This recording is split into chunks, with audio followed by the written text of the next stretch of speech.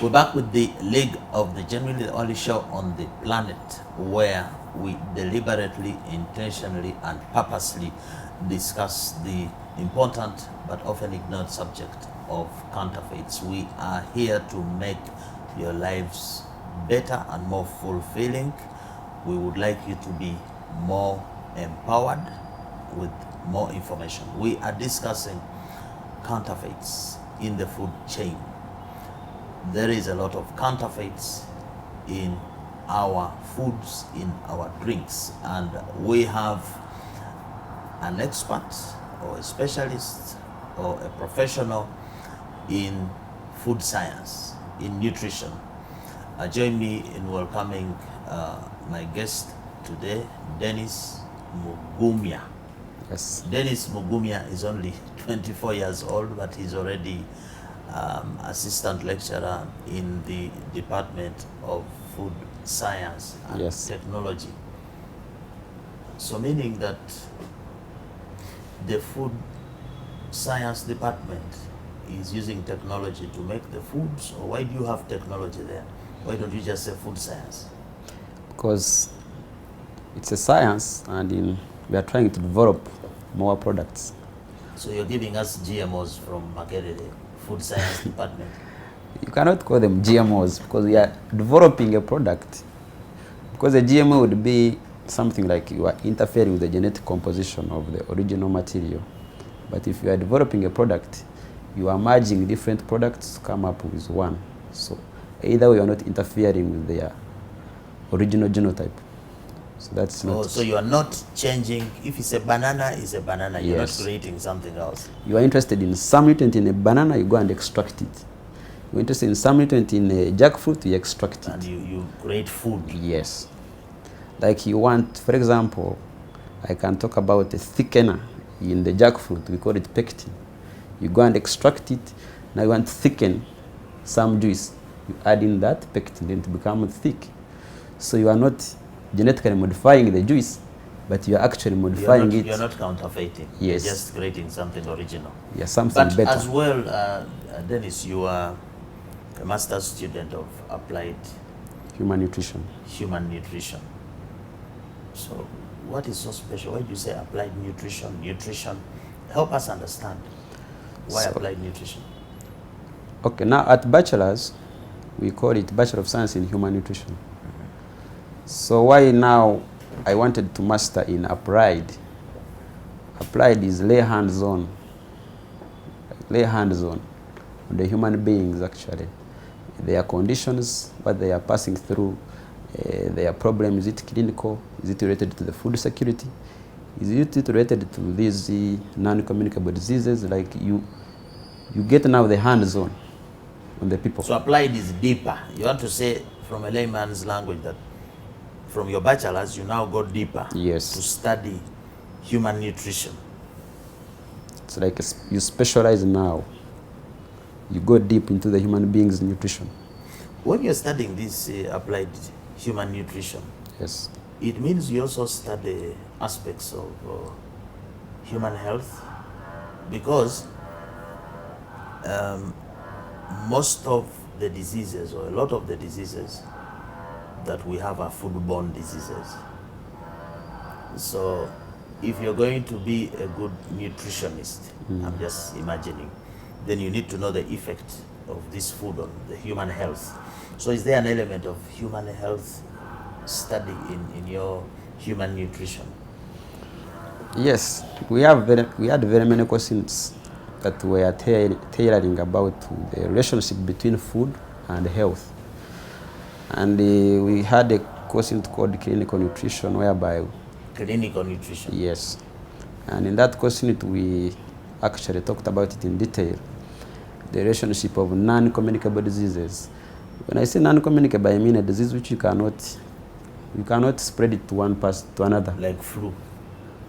Flu is Now, communicable. Flu is communicable. Now, if you have cancer, you cannot spread cancer to me By now. greeting somebody. You cannot. If you have your heart attack, it is your own heart attack.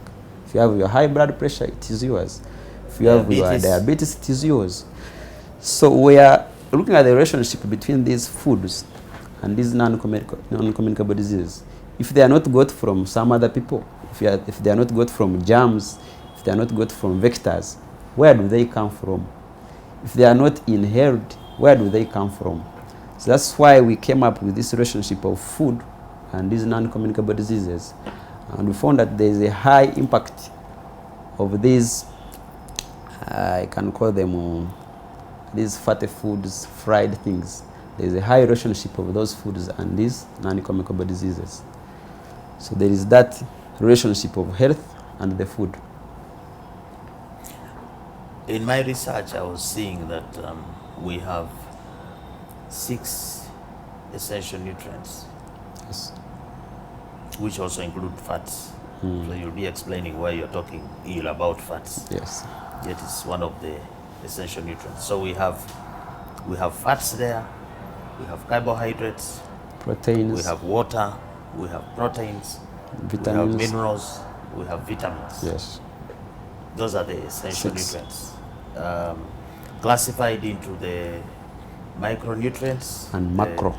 the minerals and vitamins which you need in small quantities, and macro, the proteins, the carbohydrates. And fat. From your experience as a practicing food nutritionist, do we have our food nutrients endangered by counterfeits? Yes, I would. And can you explain how, if that is true? All right, maybe it first clear the air. In layman, the definition of this counterfeit,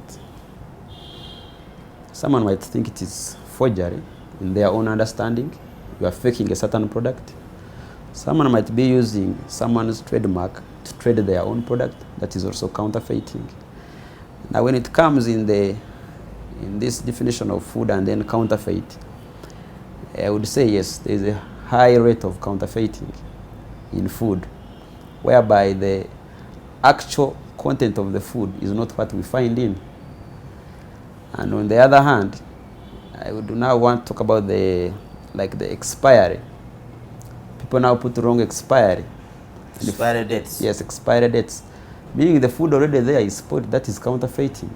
It is going to harm one's health.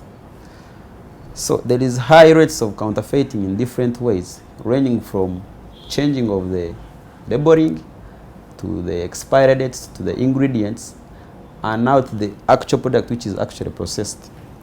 Like you are telling someone, this product contains honey. It in real sense, it doesn't contain honey. It has syrup. It has syrup. So that is not honey, although it tastes like honey. So, and in the chemical structure, honey is totally different from syrup. So if someone was recommended by a doctor, go and take foods rich in honey or rich in fructose, and you go and sell them this product, there will be no change on their health. So that is a counterfeited product, and it is creating a very big impact on one's health. You see, for things dealing with food, it is not a one-time effect. It's a process. You eat, you eat, you eat, you eat. Then the small effect keeps on piling until you see a visible sign and symptom. You wanted also me to clear about the thing of fats. I was not here talking about fats, but we have... You're bad mouthing fats. We have essential fats and non-essential. We have saturated fats and unsaturated. Unsaturated fats, they are the fats that do not stick in our bodies. They remain as liquids. The saturated fats... Examples of unsaturated? Unsaturated fats, we have these, for example, this mukwano oil. It is unsaturated. And it is actually recommended by Uganda. It has our stamp, the UN-based stamp. What are the benefits? That fat, it plays its role like the roles of fat for making of hormones. These women, they need this fat during their growth. It is also a source of energy. It's a second source of energy. That is the fat. But now when I'm talking about the other, I don't want to call it bad fat, but let me just call it saturated. It just sticks in our blood vessels. It sticks around the belly. Examples of that? It just comes as a by the way. I will give an example. People who fry like cassava or chips. If you use that frying pan, you power the oil, You fry it today. You keep that oil. You bring it back tomorrow. That oil is no longer the same like the one you bought. You are destroying the oil slowly, slowly. So now it will reach an extent whereby this oil becomes sticky, and it is sticking on food instead. I think if you have ever eaten chips or cassava, chips which have been fried in fresh oil are dry. But the chips which have been fried, they are crispy. Yes. But the ones with the oil, okay. The now you oil understand. Which is oiled, It they'll will be stick. greasy and sticky. Yeah, now you understand it. That is So how that is old oil. Yes. If I go to a takeaway and they give me a restaurant and the chips are greasy. Yes. Just know that oil has been overused, like over 5 times. And that is saturated now. Now it is saturated. And you're saying that sticks in the vessels. Sticks in the vessels. You end up with blood pressure. You end up with heart attacks, because now the vessels are trying to become smaller inside. The vein is starting to become But smaller. as the blood is moving, can't it wash away? If you exercise, and doesn't it wash away? You know, it is sticking there. How do you get it away? Because now to get it, you have to reduce on the intake. That is number one. You exercise more, meaning the body now will attack the fats, break them down for more energy. But that one takes time. Now why should you go to that extent? And then it can stick around the belly also. Yeah, around the belly. So that's saturated fat. Whenever Yes. you see somebody with a belly, That is they have eaten a lot of saturated fat. Definitely. And the sauce is what? Chips? What else? I said overused oil. Getting foods with overused oil. Yes. So even if it's not chips, if you fry your fish or your beans with old oil, Old it will oil, also yes. stick. Because oil is supposed to be used once or twice. Once, twice, or okay, maximum 3 times. More than that, it is no longer pure oil. It is something sticky. I think from live example, if you have ever taken chips, if you have ever taken cassava, anything fried, you must have ever experienced something like that. So basically what you're saying as a food nutritionist is that the contamination and counterfeiting in our food supply chain sometimes is caused by us. We could be doing it at home. Yes. It could Through be bad over frying. practices. Because we don't want to say that do not fry. But then, how often have we used that oil? And anyway, if you're going to fry beans, why can't you power a little and use it all? Other than frying beans, then you scoop them out, then you remain with the oil. But there is some food which has its own oil. I think Irish has oil. Irish, okay. Let's say It's a nuts. Nuts, even Irish potatoes. If you put, you see they're a bit oily. Okay. And sometimes there is some fatty meat. Eh? Some people will be frying pork and it has oil. Do you need to add oil? No. Now, for meat products, like you said, if they say go and eat foods rich in protein, someone might recommend beef. But definitely beef will come with fat. You see that? So does beef, the meat part, does it have protein? Beef is protein. But because beef comes with the fat, there is always a layer of fat. So meaning someone who is recommending you to go and eat the beef someone who is recommending you to go and eat a protein must first see what is your diet history, what is your social situation. Do you already have enough fat? If you already have enough fat, then you go and concentrate on other protein sources like the beans, these peas, the fish. For the fish has fat, but the fat does not stick into the vessels. That is the essential fat I was talking about. Someone who eats the fat fish is different from someone who eats this beef fat. Because The beef fat sticks. yes, that is saturated. As long as you can see it visibly, that fat, you know, when you slaughter, you can easily see it is always whitish. So that whitish fat we see in meat Yes, that is is the not saturated. good. It's We not shouldn't good. eat it. It's not good. But we can eat the fat of a fish which we don't Yeah. see, or a chicken. That one is not saturated. We're going to end this segment, but I want to know these 6 essential nutrients. um, include minerals. Yes. Of course, we don't know these minerals, but many of the key minerals, sodium, potassium, magnesium, calcium, for the bones and so on. Do you have a report you can give? Is there a faking of these? Because these are natural minerals, I imagine. Do some people fake the sodium or magnesium and put some fake chloride? Okay, maybe I will use one example. For people to clearly understand the minerals, we normally call them micronutrients, as in they are required in small quantities, but they are not minor. They are micro but not minor, meaning they are small but your body needs them, and your body will never demand them. That's why we call that deficiency, we normally call it hidden hunger. Your body will never tell you, I'm hungry of zinc, I'm hungry of calcium. It will just look for any ways of compensation. Then for the thing of counterfeiting the minerals, I will use an example of this common salt, habari. That is sodium. It is iodized. You knew that? What does that mean? They added iodine because many people in Uganda were suffering from the other goiter. And the best common intervention was addition of iodine into the salt, because at least everyone can access salt. Now there people came up with other products of salt, I mean other brands. I don't want to name any brand, but those other brands were not iodized. You see that? So meaning that is counterfeiting. People are taking salt and the government is sure people are actually being saved from so the we shall goiter. not have goiter. But now they allow in some salt without...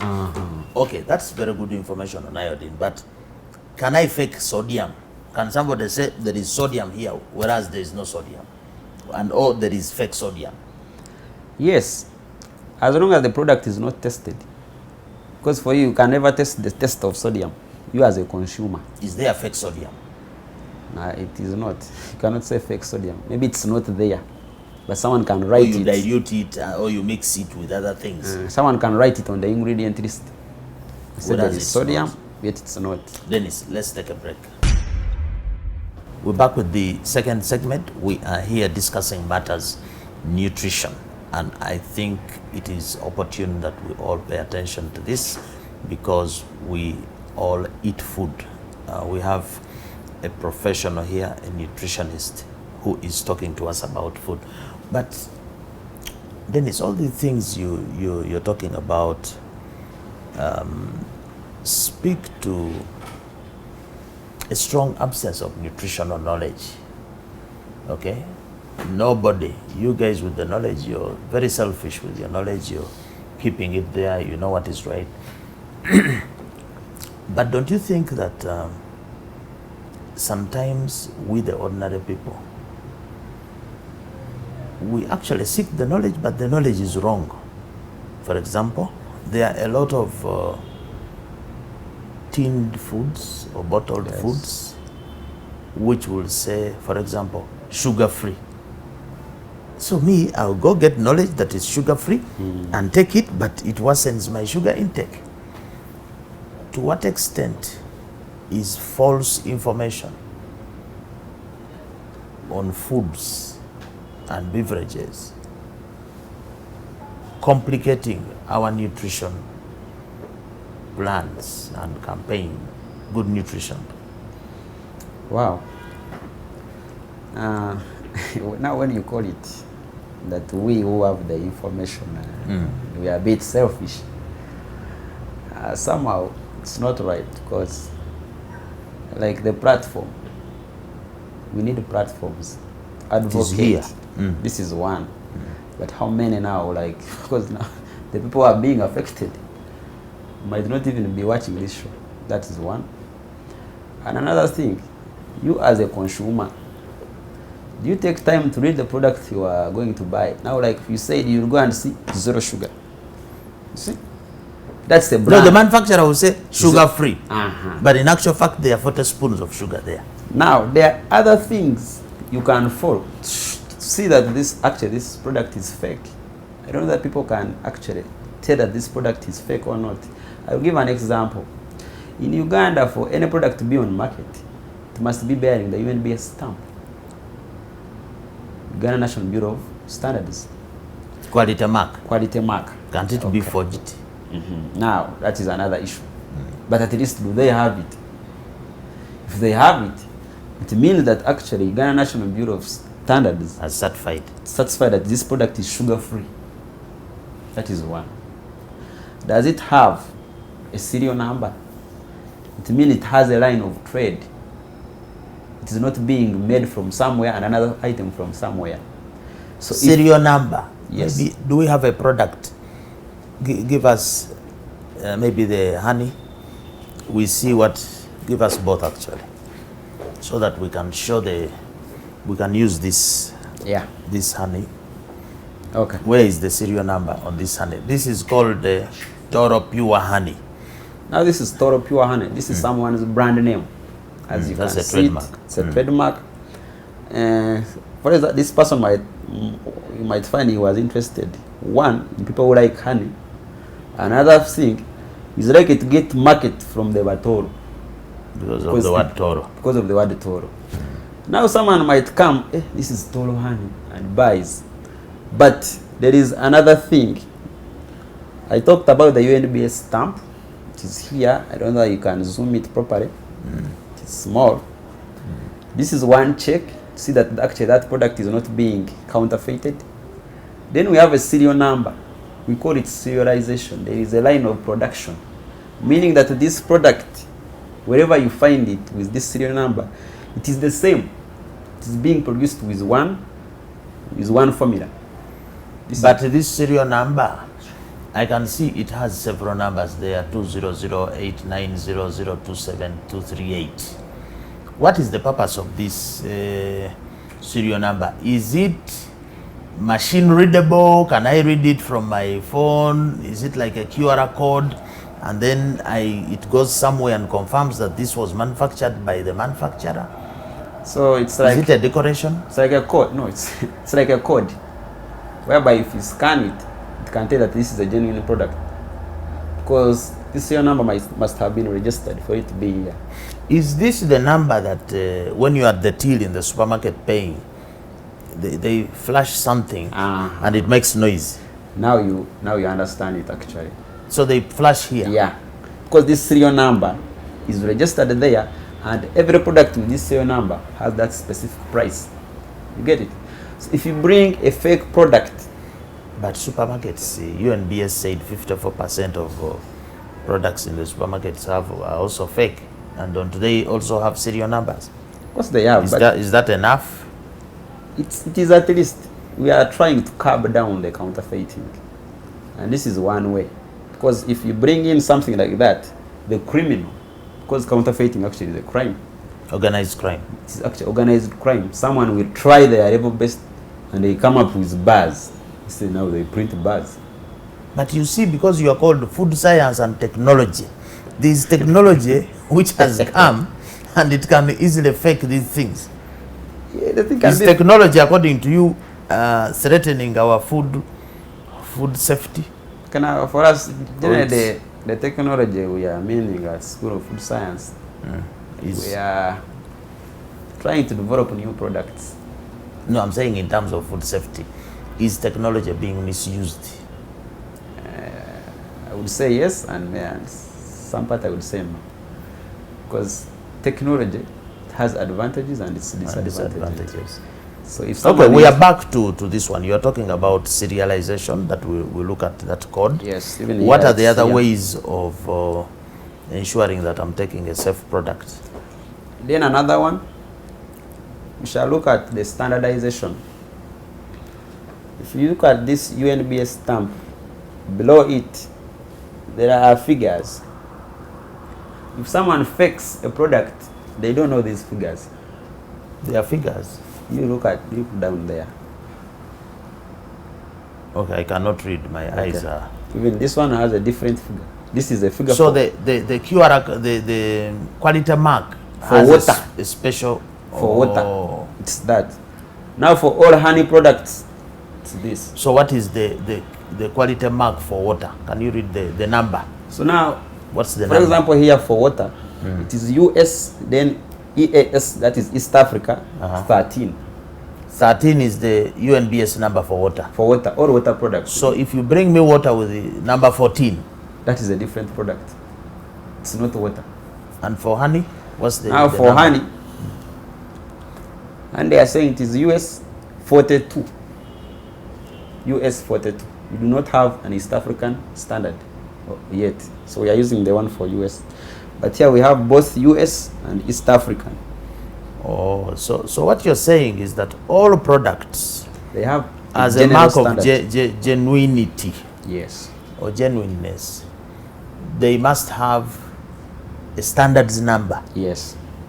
Now the counterfeiter might put a wrong number, Because they don't and know. if they put a correct number, you can still catch them, because those numbers would have been given to a particular product Yes. and marked. Okay. And actually the counterfeiter might not know what this one means. This number. But now we've told them. No, like I said, he might not know. For him, he'll just write a certain number. So here on this label, there are certain labels you as a consumer must look for before you take a product, so that you are not easily counterfeited. You mentioned about nutritional labels Yes. of a product. Of course, honey has only honey. This water, can you demonstrate the nutritional label? Where is the nutritional label here? And how does it help us to fight fakes? Okay, wow. Nutritional labeling is a form of communication. You are passing out communication, you as manufacturer, to the consumer. What do you intend To give to the give consumer with to this the product? consumer? One, we shall begin with your brand name. For example, this one. It is called Rwenzori. Brand name. That is labeling number one. Where you are located, so that in case of anything, people can get you. Because you cannot just put a product on the market without the location of the manufacturer. So, origin of the product is yes. very important. For example, this one, this water is manufactured in the let me see, Namambe Industrial Park. You know, some people grew up thinking that Rwenzori is manufactured from Mount Rwenzori, but this is the press. Then, after location, we have the ingredients. Ingredient list. The ingredients are always listed in descending order, whereby the first one is the highest in that product. For example, in water, this is pure water, but the minerals there, sodium is the highest, followed by potassium, followed by calcium, followed by magnesium, then iron, and then chloride is the least. Then from there, we normally have claims. This one might not have claim because it's water. But now for honey, a claim can be a nutritional claim, saying that this one reduces blood pressure, this one, those are claims. The benefits. Yes. They are claims. I want to call them claims because some people just put them there for the sake of market.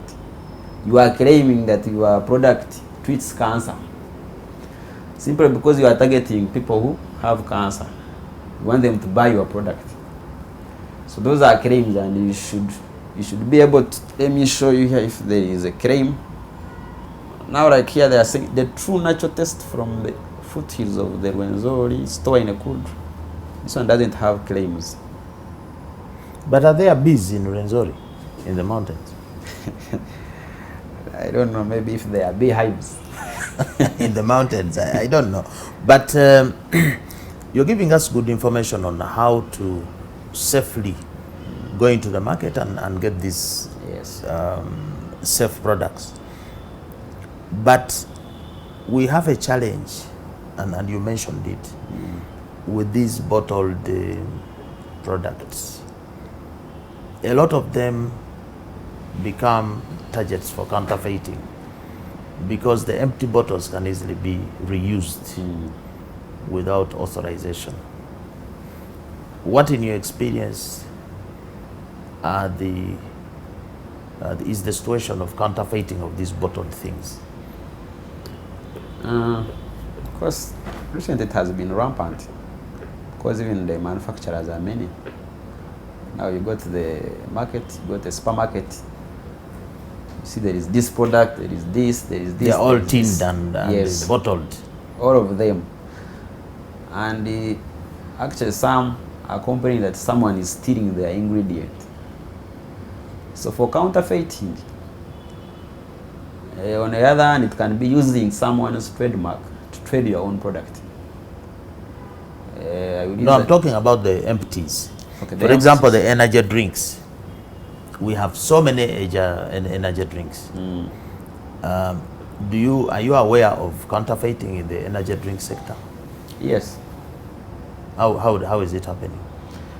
I will again use this. Let's assume this is an energy drink. This outer label is made of paper,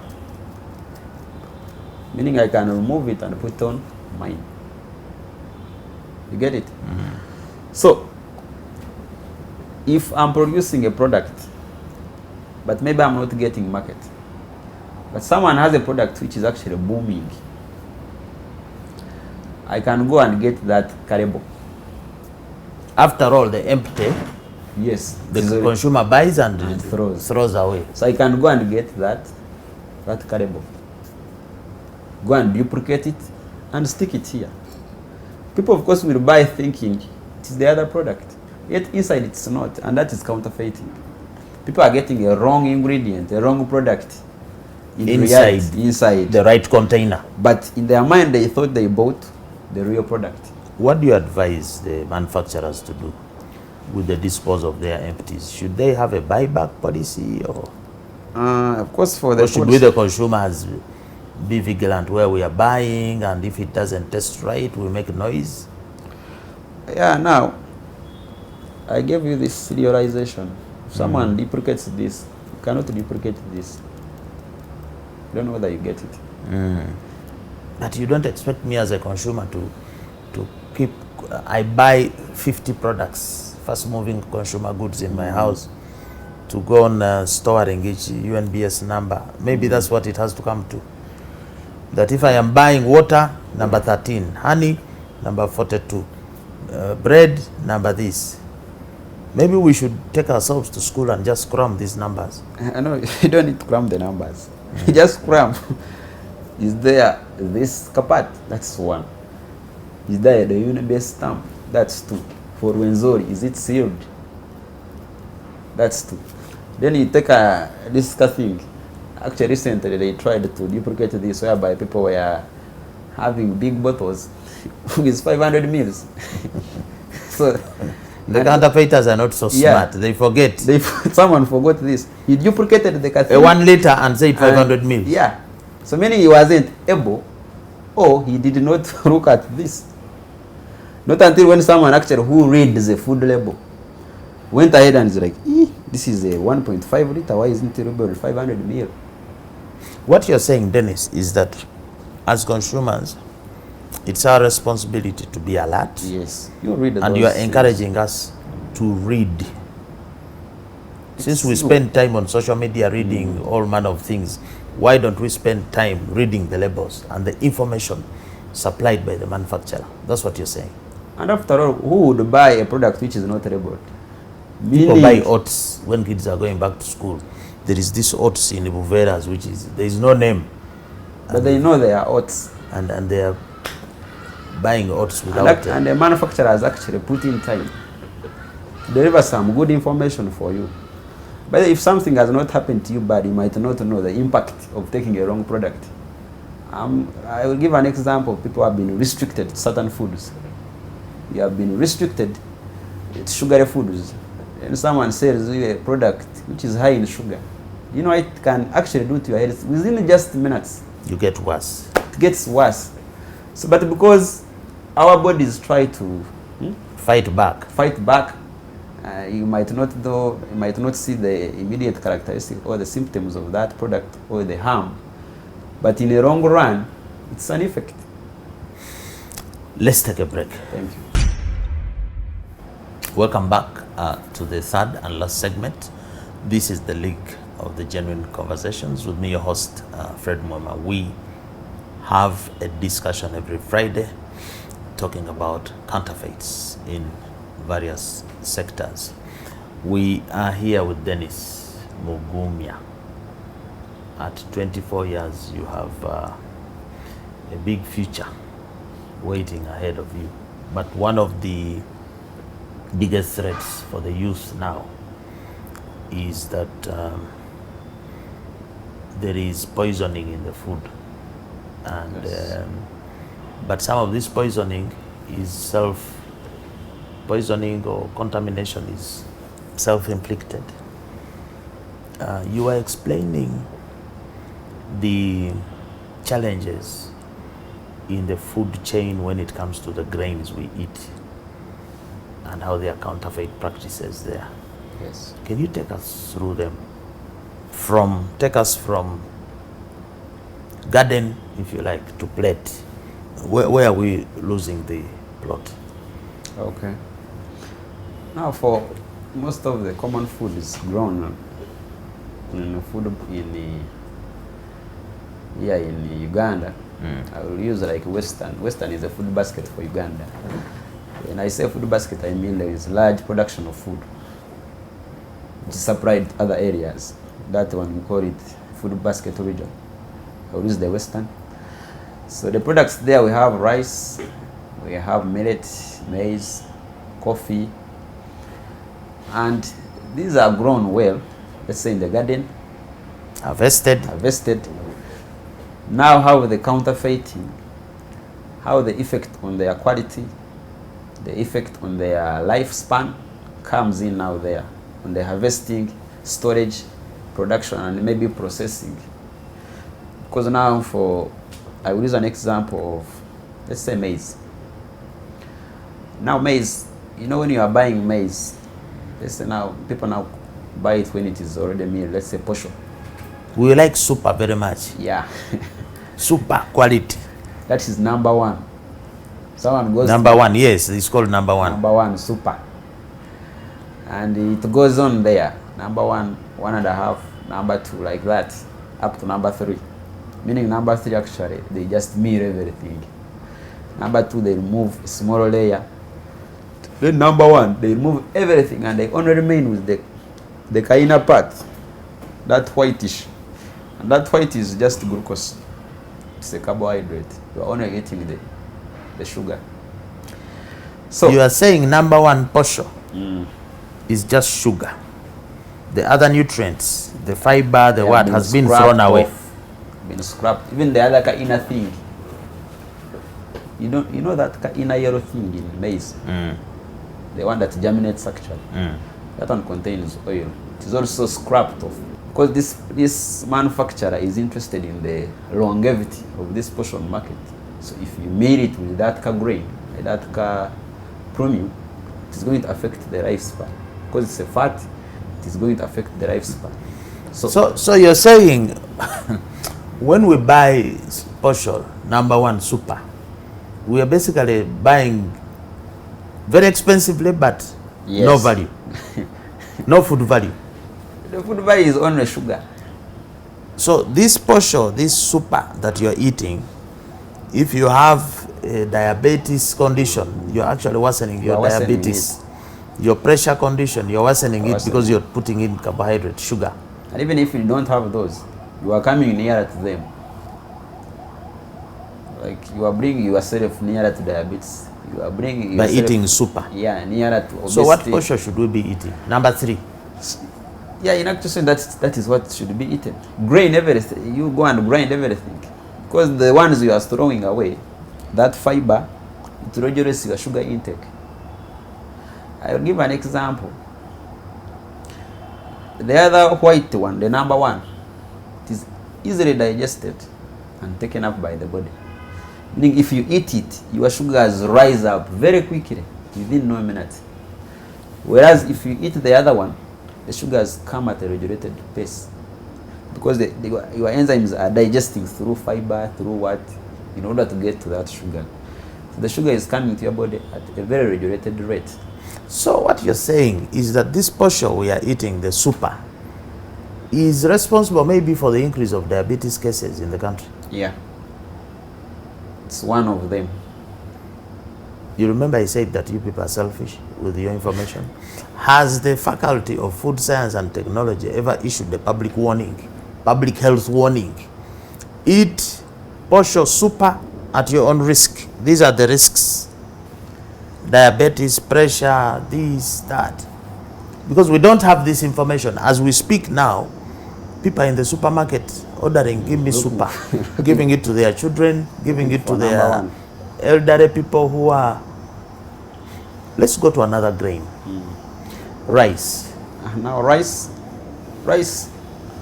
from the garden, it comes in a husk. If you have ever grown rice, like in those, the Tororo, those Itesoto regions, they grow a lot of rice in Masaka. Parisa.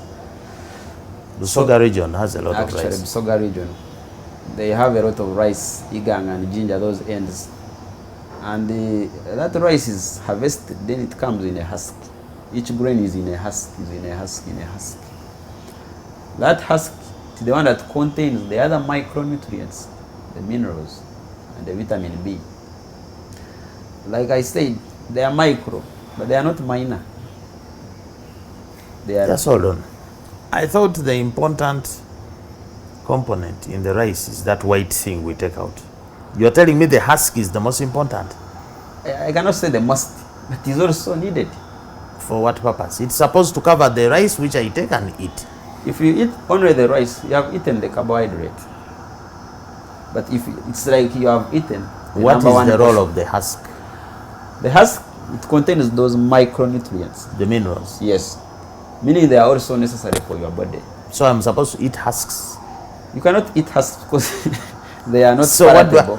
But there are ways of how to get those nutrients from the husks.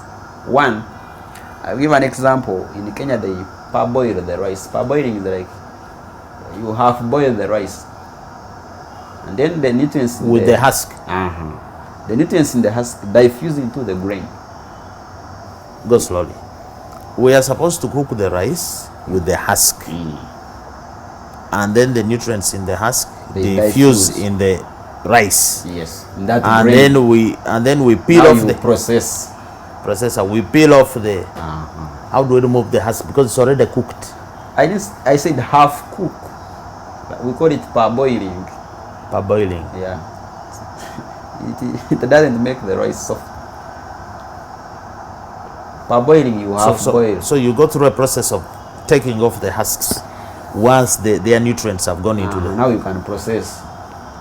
At least now you have the rice with the other micronutrients. But if you just get the rice from the market, I mean from the garden, sun-dried, take it directly into the miller, they remove the husk, you have lost all these nutrients. And that's what actually, when you look at these animals, for them they are now looking healthier than us. Because these are now animal feeds, the ones we are rice throwing husks. away. Yeah. The chicken are growing nicely, these cows, because they are eating these minerals from us. Whereas for us, we are only interested in the carbohydrate, which will only give us the energy, but will not protect us from infections, will not protect us from night blindness. Because you see, like we are men, one of the biggest challenges men have is diseases around the prostate. And these husks, you said, have a lot of minerals, including zinc, yes, which is needed. So if you are a man and you're eating rice without the benefit of the minerals from the husks, the zinc, for example, you are endangering yourself with prostate issues. Yeah. So, but again, it's lack of nutritional knowledge. We don't have knowledge. And because of consumerism and advertising and profit motive, things are just being sold to us and we don't know. Maybe let's call it awareness. Because people claim actually that when you say nutrition, people think about cooking, eating. Who doesn't know how to cook? Who doesn't know how to eat? But what do you cook? Like I said, the nutrients in the husk, they diffuse into into the rice. I've given a scenario, like in camps, when they are distributing these food rations, like in Nachi Valley, they give people rice. You know that in some cultures, before cooking rice, they first wash it. But nutritionally, you will have lost the nutrients. Because you will power away the water. Yes, I've seen that happening. In some cultures, they know that it is a must to wash the rice. Yet in reality, when you wash the rice, now if you had parboiled and now you have washed, it means you have actually removed what you had added. Because these minerals are water soluble, and now if you put in the water, you scoop out, they remain in the water.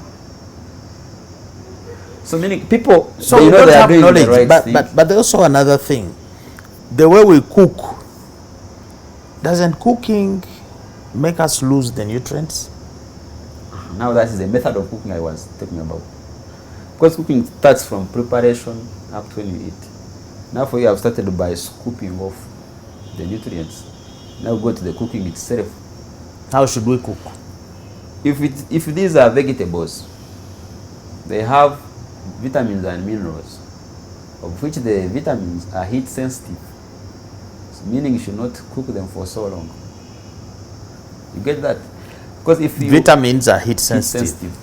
If you expose them too much heat, they change into some other different products, like they are destroyed. You understand that? So meaning if they are heat sensitive, I have to know that for the vegetables, I should not cook them with the sauce. If I'm going to cook beans, I should not put beans and vegetables together. I should put them towards the end. Some people know that, but actually some people, they just say, after all, I'm going to cook. Or you steam, like some people do the greens. That's they good. don't cook in the water, they just put in Steam. banana leaves And you put steam. on top of the, and then just steam. That's a better way. So people, they tend to know the nutrition, but when it comes to practice, they want to see these things of after all, I'm Modernizing. But don't you think we are to blame it on modernization? Because our forefathers, and if you look at the way our grannies and so on used to even protect or preserve meat, they put it in the kitchen above the firewood. For you, you put the meat now in the fridge. Talk about frozen food. Is frozen food also creating a challenge in our food safety? Okay, now, because freezing is one of the ways of ensuring food safety, because you are protecting it against germs. You are trying to stop germs from multiplying because they cannot multiply in very cold conditions. So where it becomes a challenge whereby if you use other methods of preservation, like you said, on fire, you are not only getting rid of germs, but you are reducing on the fat content. That is one. Whereas if you deep freeze, you are maintaining its fat. So someone who eats this frozen meat and the one who eats the one which has been smoked, this one contains less fat compared to this. I don't know that you understand. So they are all good, but you see the impact. It's modernization. You are not going to put firewood in your house to smoke the meat. You are in someone's apartment, they don't even allow charcoal. So the only apparatus or appliance you have is the fridge. So there, you have to know what type of meat am I taking when you go to buy meat. Do you buy this fatty one? Because we have different, like chicken. If you're going to buy chicken, you know the outer layer, the skin is the fat. Is it good to eat the outer layer of the chicken? If you're on restriction, because it of might fat, don't eat fats. Well, now you shouldn't eat that. So if you're fighting fats in your body, don't eat the skin of the chicken. You're already obese. Obese, these people with BMI above 30, I don't know if people know how to calculate BMI, body mass index. If you are above 30, then that is obesity. So the foods you are eating, your body might not resist them at the beginning, but they have a long impact. It's a process. Something you did in your teenage life. You can't do now without impact. Yeah. We've talked about freezing as one of the ways of food safety. But there are so many processed foods. I think they are very important, processed foods. We may want organic and natural, but it may not be possible.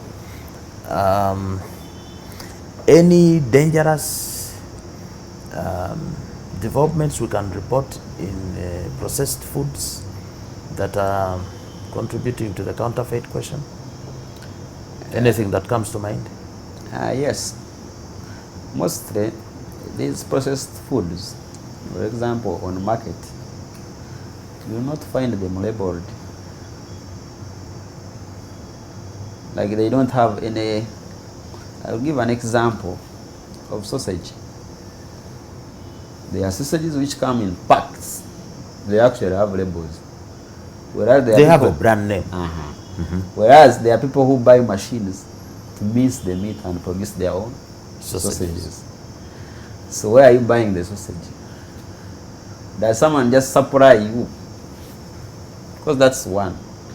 If it is labeled with this, like I said, the UNBS stamp, meaning they have looked at all its ingredients and certified. Meaning they are less detrimental to human health. But sausage is meat. So what more do you want me to know? So now, if someone wants maybe quick money, goes and buys that machine to mince the meat, you might try to mince the meat and maybe it doesn't come out properly as how you wanted it. So we look for ways of how to make it. Let's say he wants it to look pink, he wants it to look whitish, something like that. So they are going to look for ways, either to add in a certain ingredient. What ingredient is that? Like, for example, if someone adds in sodium nitrite to the meat, it turns into pink, meaning it will look like a sausage. Whereas he doesn't know how the other one made it look like pink. So there are other ways. So food processing can be targeted by counterfeiters who will put dangerous chemicals. That's what you're saying. And you're saying let's buy labeled processed food certified, because it will have the ingredients indicated there. At least the government will have tried to save you somehow, somewhere. And these things have a long-term effect if you are eating a lot of them. So they keep piling. The sodium nitrate will keep piling until when it becomes cancerous. And at that stage, you not even remember that it is the sausage you have been eating. And this will be 10, 15 years, 20 years later. It's the cancer in the family, it's what? Yet it originates from what you've been food eating. Habits. I know there are a lot of challenges we're about to wind up, even in the bread industry, the wheat. I was reading that there are some improvisers, some of the bakeries use with the banned substances like bromide, oxidation agent. And this is dangerous. Is this true that we have some of this wheat with this bread with these things? For bread, because now we have very many brands actually. Anyone can actually now bake. People have bakeries, people have ovens. So, but now what comes to mind is what are you baking? What's the ingredient you are using? It's still actually channels to the source of your raw material, which is majorly wheat. The wheat now actually here in Uganda, we have actually two types. The one in the other white pack and the other one in the other cement pack. And they have the ingredient list.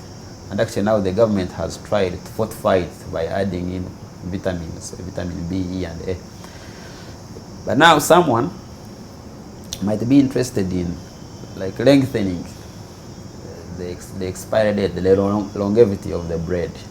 So they'll put preservatives. You will have to put in a certain preservative to kill in the possible pathogens that might actually arise. The anti-molding preservatives. Yes. So meaning if something is detrimental to the mold is a living thing.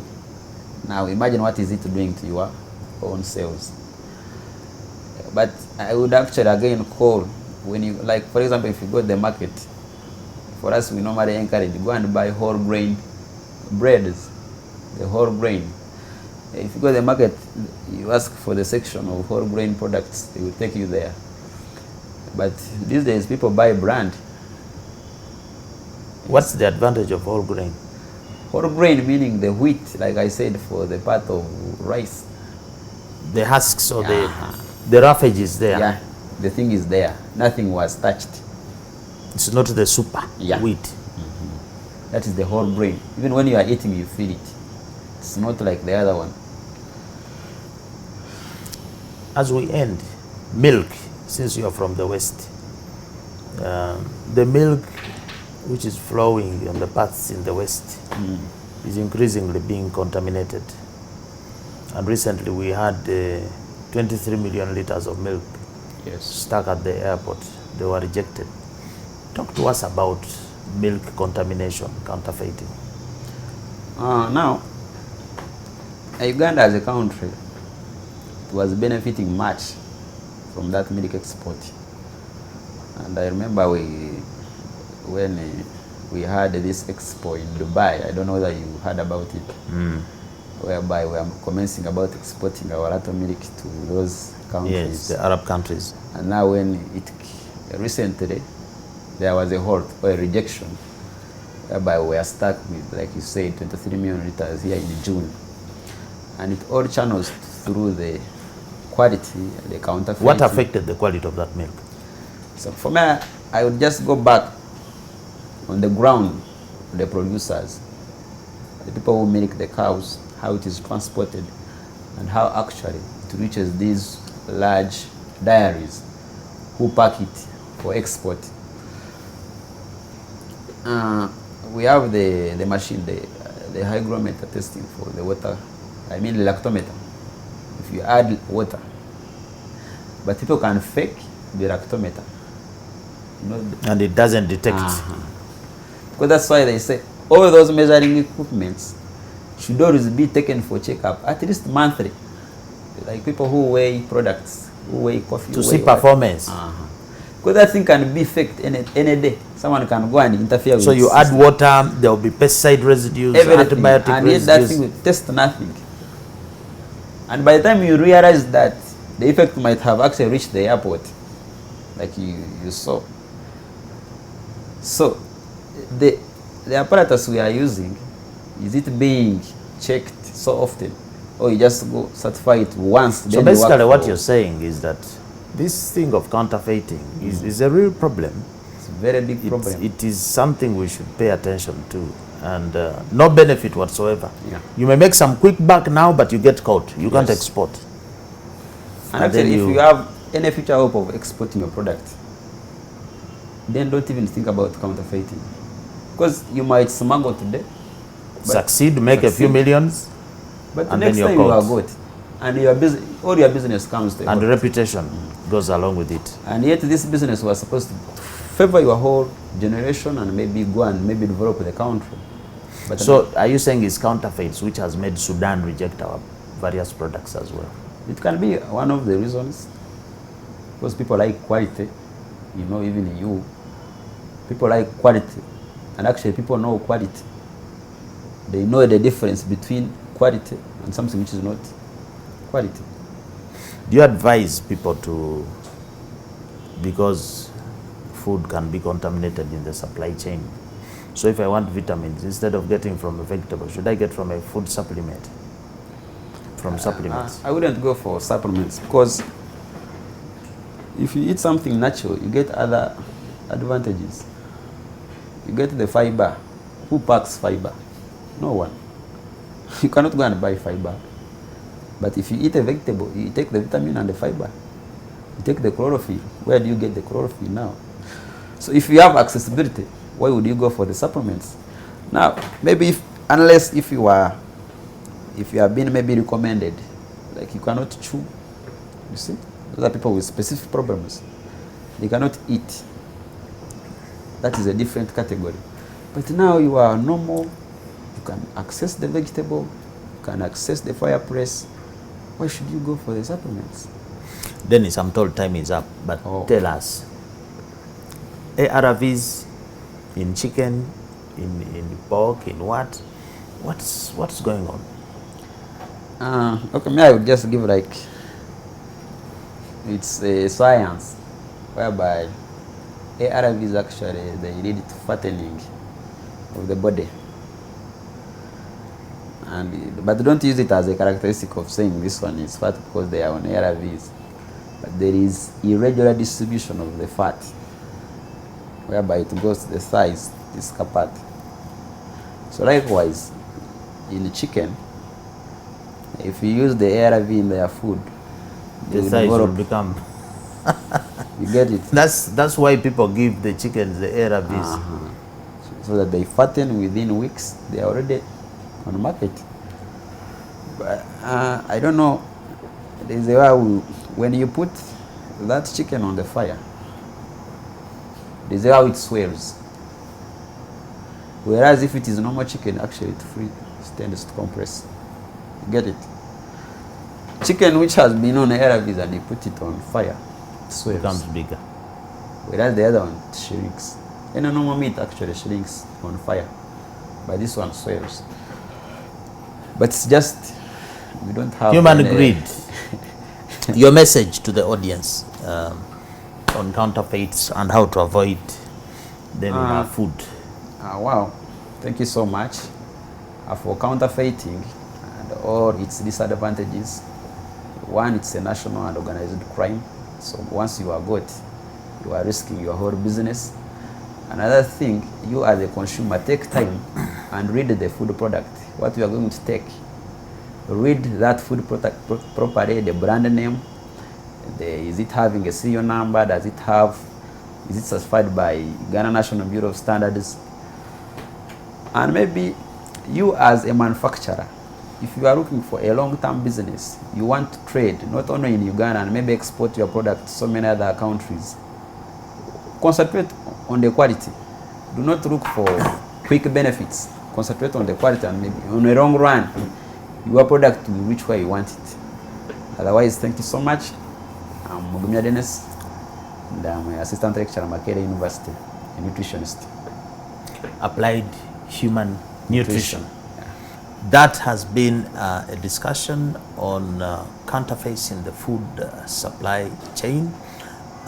We are happy as always that you make time and tune in, listening, put that reminder about the important information we're giving on this menace of counterfeits. We would like to thanking you for liking.